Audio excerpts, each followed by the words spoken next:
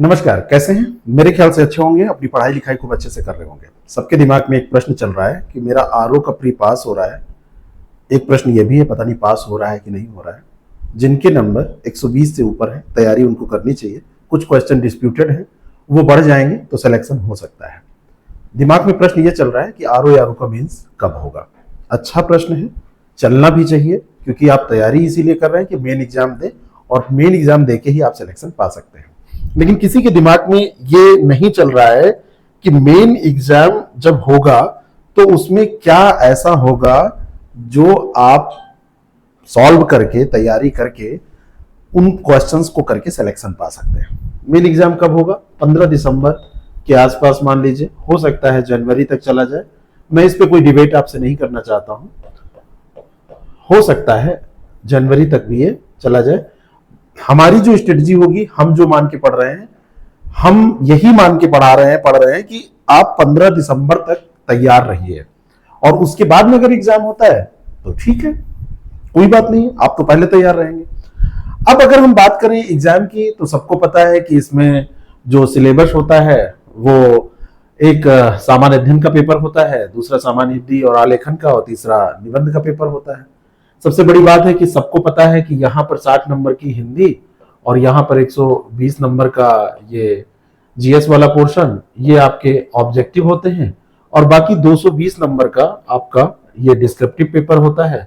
इसमें आपका निबंध होता है और हिंदी आलेखन का पेपर होता है। ये दो जो पेपर हैं, इनको आपको नया तैयार करना है, और जो जीएस के हिंदी के ऑब्जेक्टिव पेपर हैं, ये आप पहले से क्योंकि पास करके जा रहे हैं तो आपके तैयार हैं। लेकिन इस गलतफहमी में मत रहिएगा कि इसको पढ़ना नहीं है। पढ़ना इसे भी उतनी शिद्दत के साथ है, क्योंकि आपको मैं बताऊं कि जो लोग इसको पढ़ना छोड़ देंगे उनके मार्क्स कम हो जाएंगे जीएस और हिंदी में, क्योंकि जीएस में भी आपको टारगेट कम से कम 75 प्लस 120 में लेके चलना है, और हिंदी जो आपका ऑब्जेक्टिव पेपर होगा, इसमें आपको 60 में 60 लेके चलना है। 30 क्वेश्चन, हर एक क्वेश्चन 2 मार्क्स का, यहां पर बिल्कुल चूक नहीं करनी है।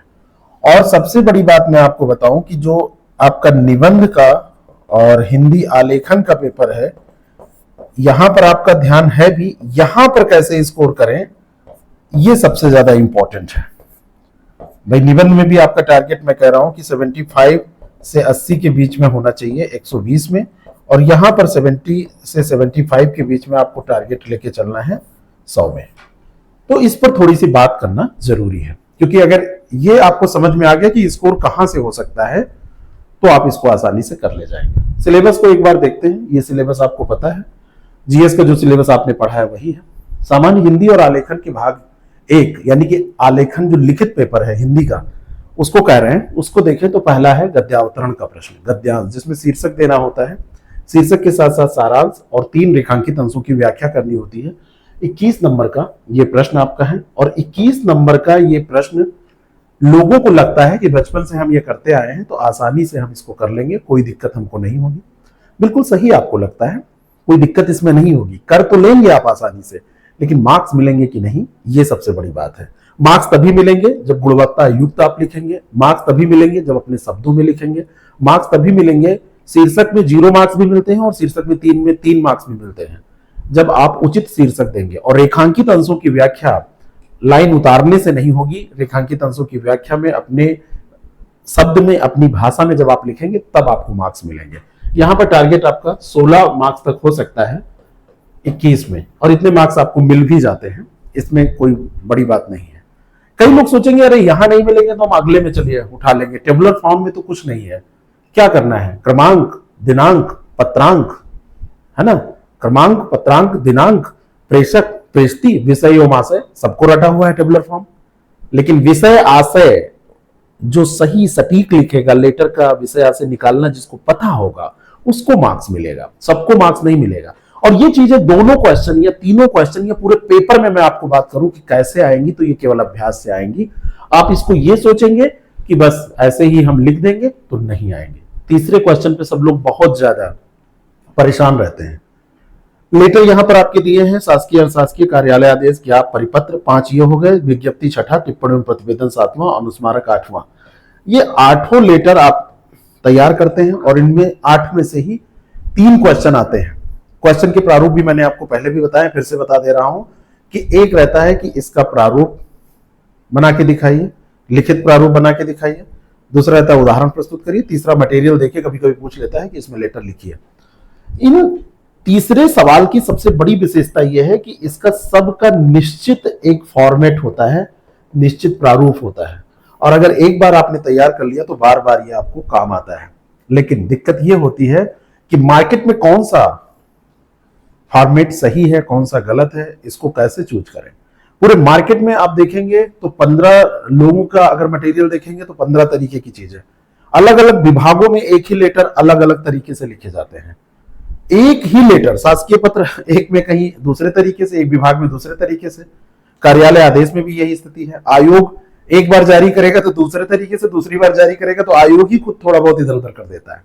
तो आप क्या लिखेंगे? आपकी है परीक्षा, आप कोई सरकारी आदेश नहीं जारी कर रहे हैं कि लोगों को सूचना मिल गई और काम खत्म हो गया। आपकी है परीक्षा, तो आपको तो मार्क्स लेने हैं। इसमें ये कंफ्यूजन दूर करके तब काम कीजिएगा, ठीक है।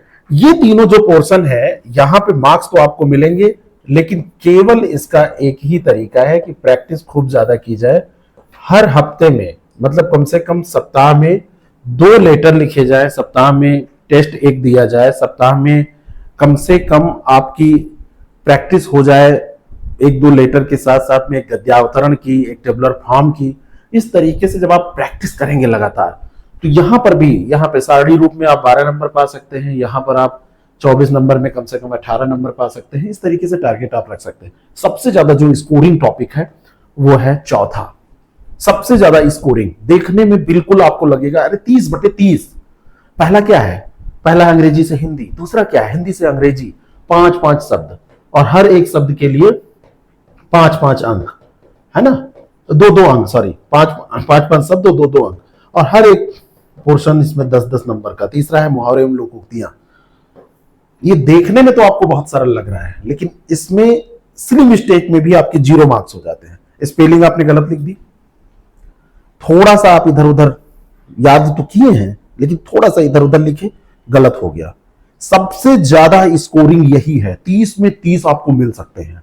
हिंदी से अंग्रेजी आपसे पूछा गया, एडमिनिस्ट्रेशन की हिंदी लिखिए, तो आपने लिख दिया प्रशासनिक, और प्रशासनिक का सा जो है वो गड़बड़ा दिया, 0 मार्क्स, है ना।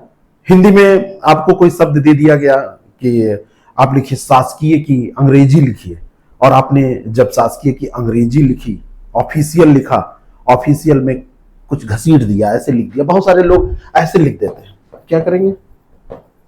ऐसे करके लिख देंगे, मार्क्स नहीं मिलेंगे। आपको पूरा लिखना पड़ेगा, है ना। ऑफिशियल ऐसे करके लिखना पड़ेगा, पूरा कैपिटल लेटर में आप इसको लिखिए, तब मार्क्स आपको मिलेंगे। ऐसे नहीं मिल जाएंगे कि आपने कुछ भी लिख दिया बस आपको मार्क्स मिल गए। बहुत सारे लोग बड़ी होशियारी दिखाते हैं, जहां स्पेलिंग नहीं आती घसीट देते हैं, मतलब पढ़ लेगा, वो जानता है ग्रेजुएट व्यक्ति एग्जाम दे रहा है, ऐसे पढ़ लेगा।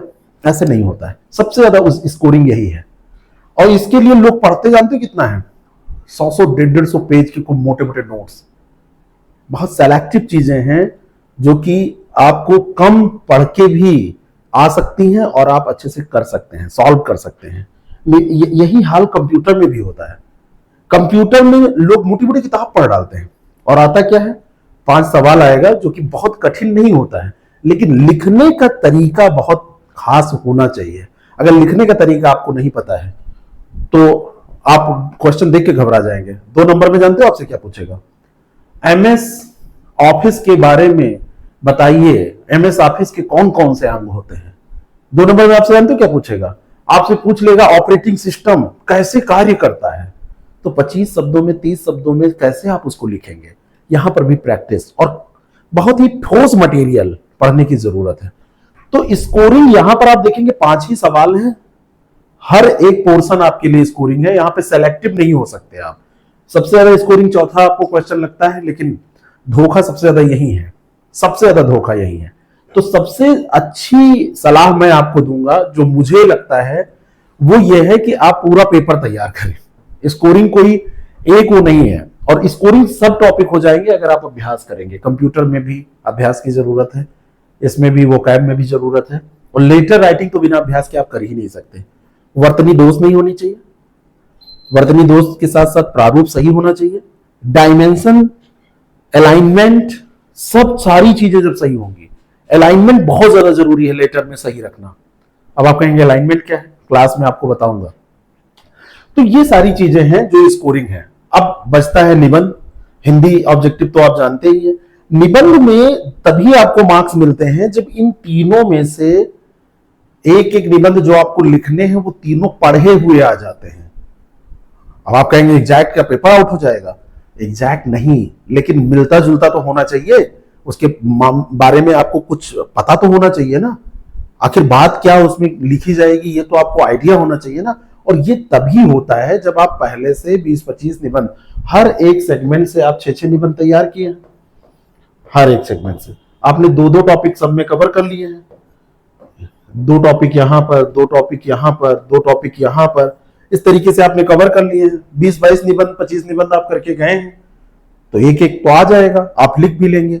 यहां पर भी अभ्यास जरूरी है। और इन सारी चीजों को, पूरे सिलेबस को देखें, जीएस और हिंदी को साथ लेते हुए मैं चल रहा हूं, तो सारी चीजों में सबसे खास बात क्या है कि आपको पूरे समय जब तक एग्जाम नहीं हो जाता है, आपको लगातार अपने को इस पेपर से, इन सारे पेपर से जोड़ के रखना है, अभ्यास करते रहना है, चाहे वो जीएस हो, चाहे वो हिंदी हो, और चाहे वो आपका आलेखन का पेपर हो, चाहे निबंध का पेपर हो। तो स्कोरिंग इसमें पूरा पेपर ही है, छोटा सा तो पेपर है, 400 नंबर होगा, और फिर आगे कोई चांस नहीं मिल रहा है, इंटरव्यू इसमें होना नहीं है, इंटरव्यू है नहीं, जो करना है यही कर लेना, ये नहीं कि इंटरव्यू में तो 5 नंबर दूसरे से ज्यादा ले आएंगे। ठीक है, तो अगर आप अपने आप कर सकते हैं तो आप अपने आप करिए, अगर नहीं कर सकते हैं तो हमारे हौसला बैच से जुड़ के आप ये काम कर सकते हैं। हम इसमें पर्सनल गाइडेंस आपको देंगे, प्रॉब्लम सॉल्विंग, जितनी भी आपकी प्रॉब्लम्स होंगी उनको सॉल्व करेंगे, क्वालिटी इंप्रूवमेंट करेंगे आपकी, और जीएस, हिंदी आलेखन व निबंध सब एक साथ आपको मिलेगा। टेस्ट सीरीज भी इसमें इंक्लूडेड है, और इस टेस्ट सीरीज के माध्यम से हफ्ते में 2 टेस्ट आपके होने हैं, जीएस भी टेस्ट में है, हिंदी भी ऑब्जेक्टिव भी टेस्ट में है, आलेखन भी टेस्ट में है, पूरा निबंध भी टेस्ट में है, और 4 दिन प्रैक्टिस होनी है, 2 दिन इसमें क्लासेज आपको मिलनी है, शुरुआत में ज्यादा क्लासेज चलेंगी, और इस तरीके से आप देखेंगे तो आपको सारे पाठ्यक्रम सिलेबस की स्तरीय कक्षाएं मिल जाएंगी, आपको पूरा मटेरियल मिल जाएगा, कहीं भटकना नहीं पड़ेगा, उस पर रिलाई कर सकते हैं, उस पर आप यकीन कर सकते हैं, उसको आप लिख सकते हैं, उसी को बार बार पढ़ना है। और सबसे बड़ी बात मैं बताने जा रहा हूं कि नियमित उत्तर लेखन होगा, उसका फीडबैक दिया जाएगा, और नियमित कॉपी चेकिंग होगी और उसका फीडबैक दिया जाएगा। जो लोग ऑफलाइन करना चाहते हैं आप आके ऑफलाइन भी कर सकते हैं, और जो लोग केवल कमेंट करने आए हैं कि बैच बेच लो, वो लोग तैयारी बंद कर दें, वो ज्यादा सही रहेगा मेरे हिसाब से, क्योंकि वो यही सब देखा करते हैं। लेकिन अगर वो भी तैयारी करना चाहते हैं तो उनका स्वागत है, एक बार आके आप हमसे मिलिए, फिर आपकी मैं गलतफहमियां दूर करता हूं कि कैसे सिलेक्शन होता है। जितनी लापरवाही से आप अभी चीजों को ले रहे हैं वैसी चीजें होती नहीं है। तो आप आके ऑफलाइन या ऑनलाइन इसको ज्वाइन कर सकते हैं। द सक्सेस प्रेप ऐप का लिंक नीचे डिस्क्रिप्शन में दिया है, हौसला बैच का लिंक भी दिया हुआ है, और यकीन मानिए जो सामग्री हम आपको इसमें देने जा रहे हैं वो आप कम से कम ढूंढेंगे 2 महीने, उसके बाद मिलेगी मार्केट में। बाकी तो छोड़ दीजिए, किस पे यकीन करना है क्या नहीं करना है ये तो बहुत बात की बात है, मिलेगी ही नहीं जल्दी। इसको आप देख लीजिए, अगर आपके काम का आपको लगता है तो आप इसको ज्वाइन करके तैयारी करिए। हमसे आप नहीं जुड़ रहे हैं, कुछ नहीं कर रहे हैं, तो आप अपने आप जो काम मैंने बताया वो करिए। इसमें पूरा हमने आपको एक स्केड्यूल बना के दिया है, वो स्केड्यूल आप ऐप पर पड़ा हुआ है, उसको डाउनलोड कर लीजिए। डेमो लेक्चर, डेमो क्लासेस पड़ी हुई है, उसको देख लीजिए, और उसके बाद में आपको लगे तो आप हमारे साथ जुड़िए। Thank you so much.